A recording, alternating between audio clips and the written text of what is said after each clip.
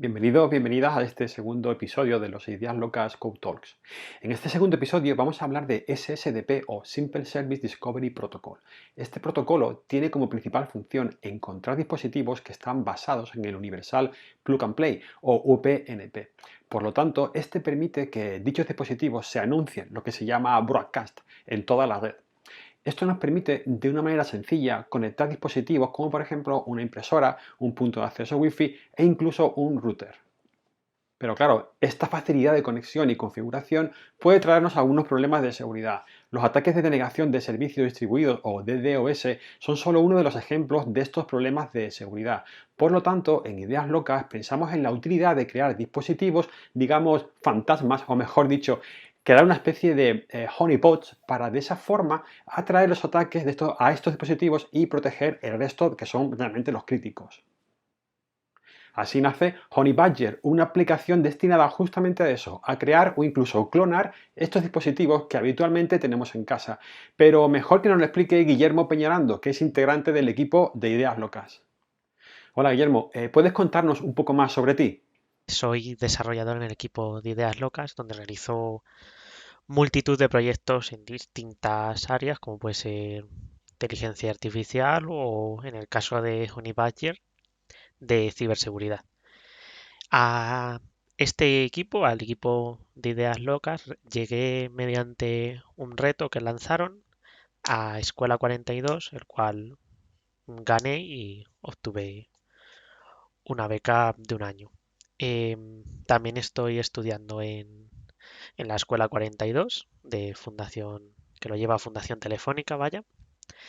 Y estoy, además de esas dos cosas, estoy realizando un posgrado en metodologías ágiles y transformación digital.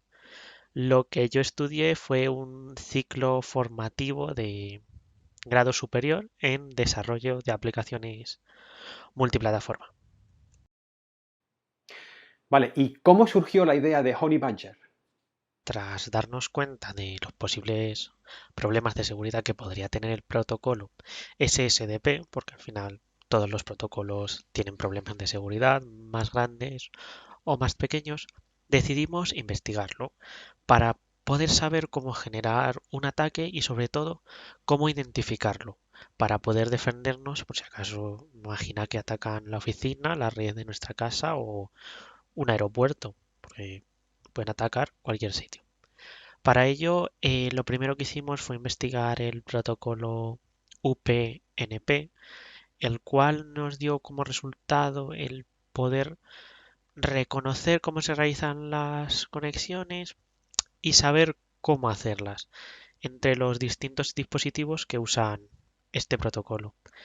Y cómo lo hacen es realmente muy sencillo porque utilizan un archivo XML, el cual tiene una serie de parámetros, pues parámetros URN, el nombre, el fabricante y distintas cosas más, lo cual después nos va a permitir generar un servidor con el honeypot en una red local y poder generar un ataque.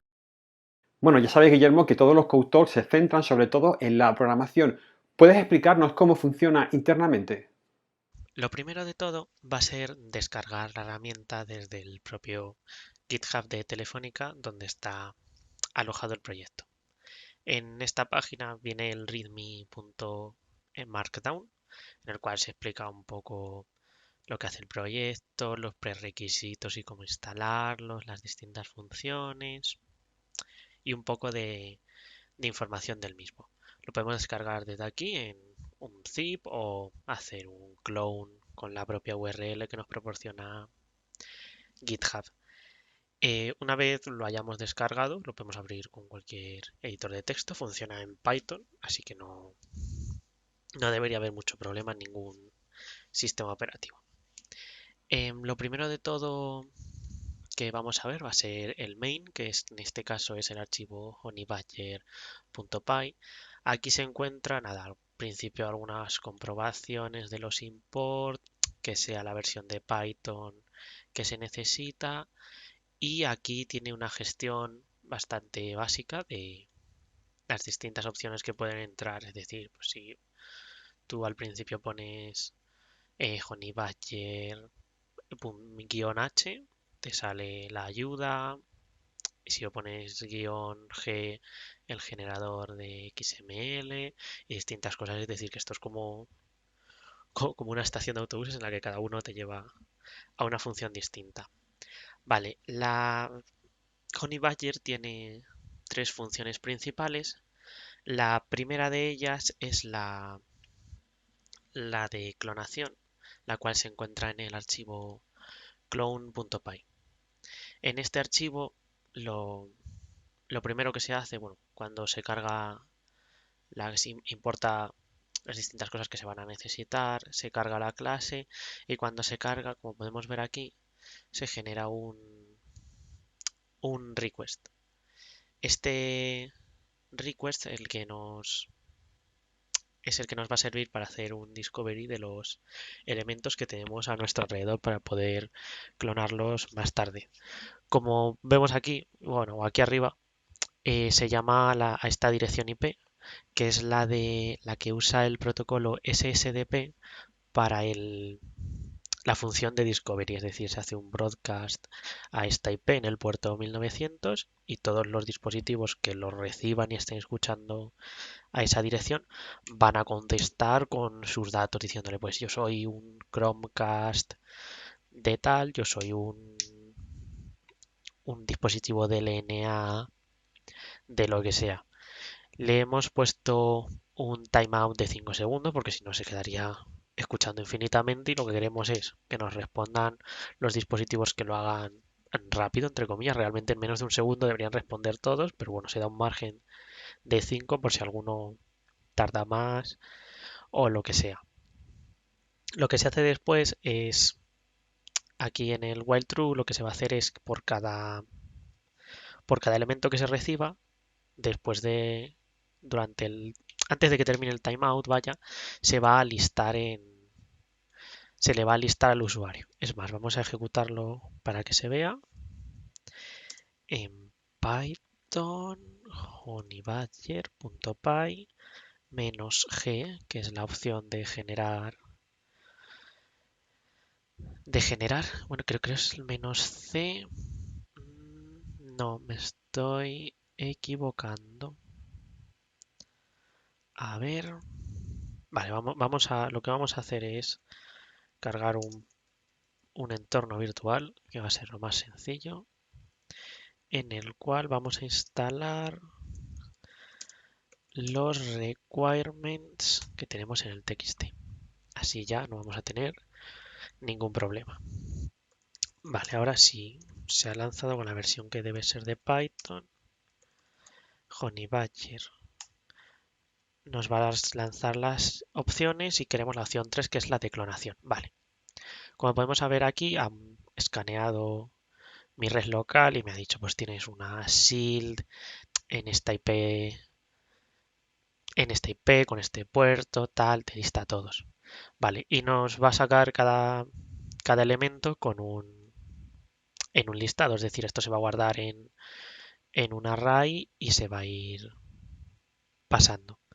Y se va a ir listando para que el propio usuario pueda decidir, pues yo quiero el 1, pues quiero el 2, quiero el 3 o el que sea. Cuando el usuario, cuando termina el timeout es cuando se listan todos los elementos y le va a decir al usuario qué servicio es el que quieres, dime el número del servicio. Y si por ejemplo pongo el 7, lo que va a hacer es 7 menos 1, porque como es un array, empieza desde el elemento 0. Y lo va a coger todo, lo va a guardar en un archivo XML. En este caso, si seleccionamos por ejemplo el servicio 7, se va a guardar la configuración, vale, y aquí en el SSDP XML va a venir todo, pues es una televisión Sony tal, modelo 2017 4K tal, toda la información en sí, vaya. Ahora nos va a pedir el dominio en el que queremos que se vaya a ejecutar, porque luego, como se va a poder utilizar un spoofing, podemos darle un dominio. En este caso, pues, por ejemplo, como es una Sony, ponemos sony.local y se queda ahí guardado. Ahora nos va a pedir el archivo HTML o PHP o el archivo de la página web que se va a lanzar cuando el usuario quiera entrar o lo que sea. Por ejemplo, pongo index.html y ya está. Aquí se va a modificar el XML con todos los datos que hemos cargado. En este caso, como podemos ver, aquí la URL a la que se va a conectar va a ser sony.local en el puerto 8008 y el archivo index.html como le hemos puesto hace un momento. Vale, una vez hecho esto, nos da la opción de iniciar el servidor, que la voy a explicar un poco más tarde, o de salir. Si salimos nos dice bye y termina el programa. Vale, voy a explicar ahora la segunda opción, la segunda parte de Honey Badger, que es la de generar un XML. Realmente esta se divide en dos distintas. Es decir, podemos generar un XML completamente automático o crear uno customizado por nosotros mismos. Si queremos generar uno completamente automático, va a utilizar estas listas de nombres, por ejemplo aquí nombres pues de dioses, por ejemplo, o los fabricantes, pues distintos fabricantes así bastante conocidos, distintos modelos que tienen estos fabricantes, los distintos servicios que pueden cargar o los dominios. Es decir, que se va a generar, va a coger un nombre aleatorio, un fabricante aleatorio, un servicio aleatorio, un modelo aleatorio, todo aleatorio, para que así cada vez que generemos un XML sea completamente distinto. Bueno, aquí está el servicio, también se genera aleatorio, que dependiendo de cargue uno a otro necesita tres códigos URN distintos, pero bueno, lo que se hace es generar, decirle al usuario que se está generando, espera 2 segundos para que no haya ningún error y genera un archivo XML interponiendo realmente este ya está prefabricado con los datos necesarios, pero se añade entre medias los elementos que se han generado automáticamente. Cuando queremos crear uno customizado, bueno, antes, lo que sí que nos va a pedir en algún momento es el UUID random, que se genera aquí arriba, que lo que hace es básicamente generar un ID único para el dispositivo de forma completamente automática. Si queremos generar nosotros uno customizado, es decir, ir poniendo nosotros los datos uno a uno, simplemente seleccionamos la opción cuando nos salga, que está en este caso es la opción 2, y se nos va a saltar, en vez de ser la función automática, va a ser la función custom, que lo que hace es decirnos qué tipo de dispositivo quieres. Pues, por ejemplo, si queremos generar una impresora, si queremos generar un altavoz de Sonos, un dispositivo de Sony o lo que sea. Aquí dependiendo de lo que vayamos seleccionando se va a cargar unos datos URN u otros. Después luego se nos va a pedir los datos más comunes como puede ser por ejemplo el nombre, el fabricante, el modelo del dispositivo y como antes en la opción de clonar nos va a decir que le digamos un dominio.local y una dirección al archivo de la página web. Después va a faltar que le digamos el código UUID. En este caso podemos hacer que se genere aleatoriamente o podemos introducir uno nosotros customizado. Realmente da un poco igual cómo lo hagamos. Mientras sea un código válido que siga la plantilla que se muestra, debería funcionar bien. Pero lo más recomendado es que se genere uno aleatorio, así nos aseguramos que genere uno único o semiúnico, porque a cierto punto se pueden repetir, pero no debería haber problema. Cuando ya se ha dicho todo esto, hace lo mismo que en la opción completamente automática, genera un XML precreado, interponiendo los datos dentro de cada uno y lo guarda en el archivo ssdp.xml. Y de nuevo nos pregunta, ¿quieres generar, igual que en la opción de clonar, ¿quieres generar el servidor ahora, iniciarlo, vaya? ¿O quieres salir del programa? Y si lo inicias, salta el servidor y si no, termina el programa. La tercera opción que tiene es la de el servidor, es decir, el que se encuentra en server.py. Este realmente se encarga de tres cosas. Genera tres hilos de ejecución, como se puede ver aquí, y los inicializa aquí. Y lo que está haciendo es arrancar el servidor que inicializa perdón, es seccional que no es, el searcher, que es estas dos funciones, que lo que hace es generar un servidor que va a estar escuchando a todas las peticiones SSDP, es decir, el puerto que hemos puesto antes, el de 239, 255, 255, 250 y luego el puerto 1900, va a estar escuchando continuamente. Es decir, que cuando un dispositivo le mande la petición de estoy buscando dispositivos SSDP para saber si me puedo conectar a ellos, él lo va a detectar mediante el socket que se genera y va a responder con esta petición HTTP, la cual coge los datos del ssdp.xml que hemos generado y se los va a devolver al dispositivo, haciéndole creer que realmente existe un dispositivo. Bueno, pues pongamos, por ejemplo, un Chromecast o cualquier otro, o una impresora, que igual es más sencillo de ver. Le va a decir, por ejemplo, a un dispositivo Windows, soy una impresora, tengo estas funciones, tal, y el Windows va a decir, fenomenal, lo lista en su dispositivo, en su lista de dispositivos accesibles, y se va a creer que va a funcionar. El segundo hilo lo que hace es generar un web server, porque tú cuando, por ejemplo, listas una impresora, cuando el usuario quiera acceder en Windows a esa impresora, se va a cargar el archivo HTML que hemos seleccionado antes. Entonces aquí simplemente es un servidor bastante sencillo de HTTP en Python, que lo que hace es simplemente servir funciones HTML, sirve el HTML, el CSS, todo lo que necesite para que se muestre bien.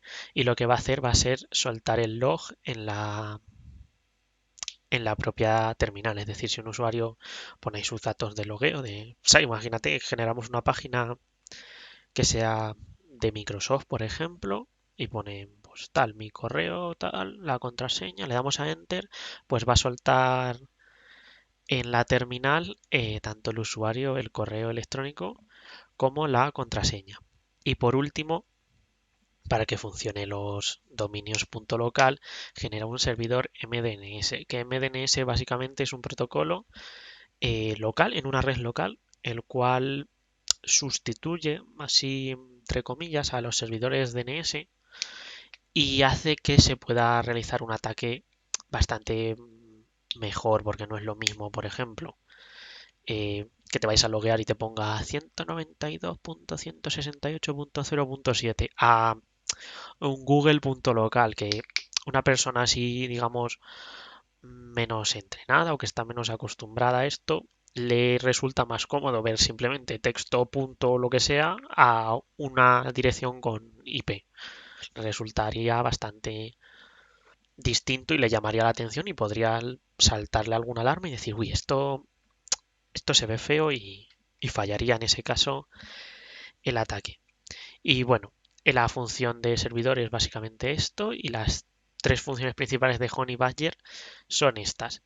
Tiene otras dos funciones más que, bueno, realmente son de ayuda, la cual es la de help, que básicamente cuando la llamas y pones Honey Badger -h, te imprime la lista de la ayuda que te dice, pues, help, te ayuda toda, te muestra toda la ayuda disponible, te da un pequeño, una pequeña descripción del programa. Por ejemplo, Gena XML ayuda a la creación automática o no de los ficheros HTML o lo que sea. Y también está la opción de "-l" o de lista, la cual lo que hace es mostrar los URLs más conocidos. Pues por ejemplo, de un dispositivo de Sony, de un Chromecast, de una impresora, los más conocidos. Existen muchísimos más y se pueden encontrar por internet, pero básicamente estos son los que más se van a encontrar en general. Y por último, solo me falta hablar del archivo utils.py, que es el que contiene, bueno, es el que contiene el MDNS server, que realmente no se me ha olvidado explicarlo antes, pero está aquí dentro de la función de utils, que básicamente lo que hace es lanzar en el puerto 8008 con el dominio que haya recibido el buscador. Es decir, que cuando este servidor esté activo y el usuario introduzca en el navegador, por ejemplo, google.local o microsoft.local, en vez de redirigirle y decirle esto no existe o redirigirle a la IP buena con el servidor DNS global al que esté conectado, le va a redirigir al socket local que hemos creado. Y el resto de funciones básicamente son para que no quede con tanto código todas las demás partes. Es decir, en vez de repetir un montón de veces que quieres buscar el friendly name de X parte, pues se genera aquí un get tal y solo hay que llamar a la propia función. En este caso, pues está para obtener el nombre, el fabricante, el modelo, la URL y todas las distintas cosas. Y ahora lo último que queda es el end.py, que es muy básico, básicamente, dependiendo de dónde lo llames. Por ejemplo, hace distintas cosas dependiendo de dónde lo llames. Por ejemplo, si se llama desde el server.py, lo que va a hacer es cerrar de forma correcta el servidor, es decir, no deja los puertos abiertos, no deja el servidor corriendo por detrás ni ningún proceso raro, depende completamente de dónde se llame, porque por ejemplo si se llama desde clone no tiene que cerrar nada porque realmente no está ejecutando nada por detrás. Lo se puede llamar desde cualquier lugar de la función, de la ejecución, con control C. Si se pulsa control C se va a llamar a la función que se llama by, que es la de despedida, que va a cerrar el programa. Hay que tener cuidado de no usar control Z, porque si se está ejecutando el servidor y si usa control Z se va a quedar el puerto abierto por detrás. Y básicamente esto es todo lo que hace Honey Badger. Y nada más, desde aquí os animamos a probar Honey Badger. Aquí podéis ver la página de GitHub. Así que gracias y nos veremos en los siguientes capítulos de nuestros Ideas Locas Code Talks. Muchas gracias y hasta pronto.